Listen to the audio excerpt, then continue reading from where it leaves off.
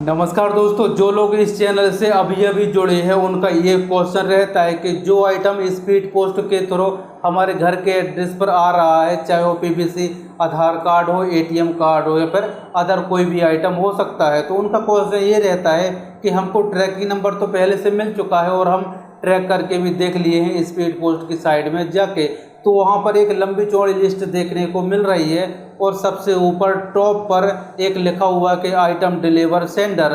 तो आखिर आइटम तो मुझे मिला नहीं है, तो आखिर मेरा आइटम कहाँ पर गया या फिर किसको मिल चुका है। तो आज मैं आपको इसी के बारे में नीचे से लेके और ऊपर तक सब कुछ डिटेल से बताने वाला हूँ, तो इसलिए वीडियो को एंड तक जरूर देखते रहना। तो देखिए दोस्तों, चाहे आप किसी को आइटम भेजें या फिर कोई पर्सन या फिर कंपनी आइटम आपको भेजे, सबसे पहले पोस्ट ऑफिस में जाके उस आइटम को बुक कराना पड़ता है और एक बार आपने बुक करा दिया तो आगे की जो सर्विस होती है वो पोस्ट ऑफिस वालों की होती है।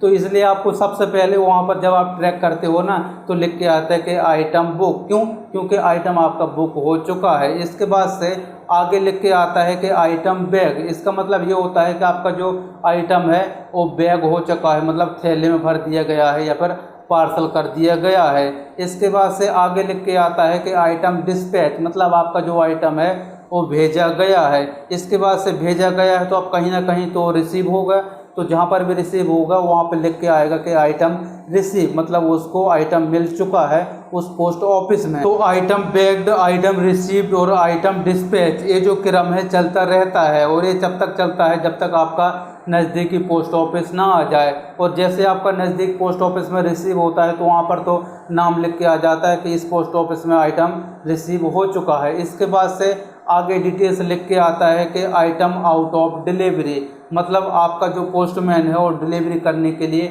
निकल चुका है, मतलब आपके घर के एड्रेस पर वो आ रहा है। अब यहाँ पर हो सकता है कि जब आप ट्रैक करते हो और अगर आपके नज़दीकी पोस्ट ऑफिस शो हो रहा है तो आप एक काम कर सकते हो, आप पोस्टमैन के भरोसे नहीं रह सकते। अगर आपका उससे संबंध अच्छे नहीं है तो आप डायरेक्ट उस पोस्ट ऑफिस में जाके और आपका जो आइटम है आप हाथों हाथ कलेक्ट कर सकते हो। हालांकि बहुत बार ऐसा भी देखा गया है कि जो पोस्टमैन होता है आपके घर के एड्रेस पर आता है लेकिन उसको एड्रेस नहीं मिलता है, या फिर हो सकता है कि वो किसी से आजू बाजू में पूछता नहीं हो या फिर वो कॉल भी नहीं करता है और डायरेक्ट आपका जो आइटम वो रिटर्न कर देता है। ऐसा बहुत बार मैंने देखा है।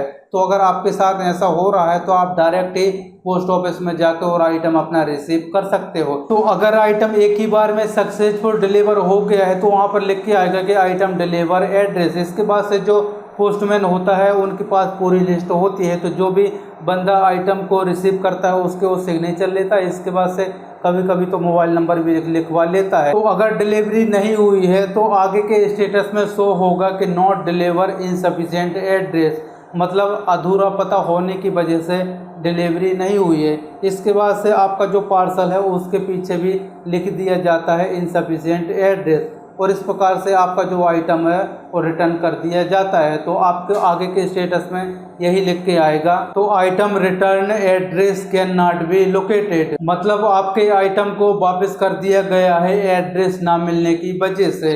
और जब आपका आइटम रिटर्न हो जाता है तो जिस प्रकार से आया था उसी क्रम में ये वापस जाने लगते हैं। तो आखिर में स्टेटस शो होता है कि आइटम डिलीवर्ड सेंडर, मतलब जिसने आपका आइटम भेजा था यह आइटम उसी को रिसीव हो गया या फिर उसी को मिल चुका है, आपको नहीं मिला है। जिसने भेजा था यह आइटम उसी को मिल चुका है।